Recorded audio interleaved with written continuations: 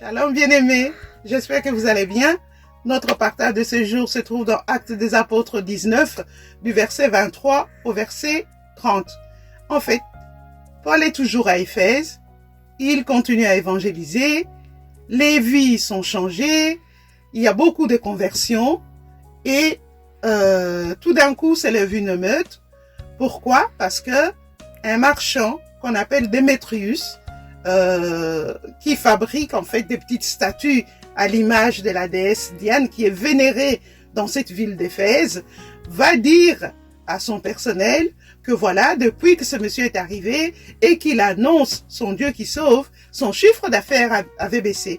Et c'est qui va susciter cette émeute, les personnels et beaucoup de personnes vont s'élever, ils sont en colère et c'est la confusion totale.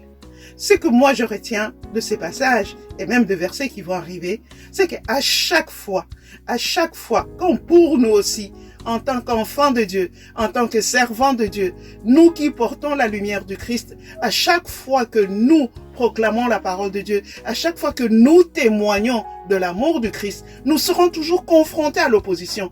Elle peut venir soit de nos proches, soit d'autres personnes, mais l'opposition, parce qu'en fait, souvenez-vous, l'ennemi n'est pas content. Nous allons prêcher. Pourquoi? Parce que Christ nous a donné l'ordre.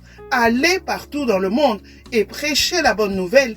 Et ça dérange l'ennemi de nos âmes. Qu'est-ce qu'il va faire? Lui aussi va susciter de son côté ses ouvriers pour contrecarrer l'œuvre du Christ. Et puis, encore une deuxième chose, c'est quoi? C'est trouve parmi nous, là, beaucoup de Démétrius aussi. Tout simplement dans nos façons de faire. Ça peut être, par exemple, dans le caractère.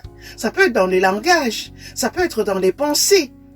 Et je prie vraiment pour qu'aujourd'hui, que le Saint-Esprit puisse nous sonder, ouvrir les yeux de chacune de nous sur ces facettes de nos vies qui sont cachées, mais qui sont de freins, des oppositions à l'avancement et à l'annonce de la parole de Dieu afin que des hommes et des femmes soient sauvés. Soyez bénis. Excellente journée.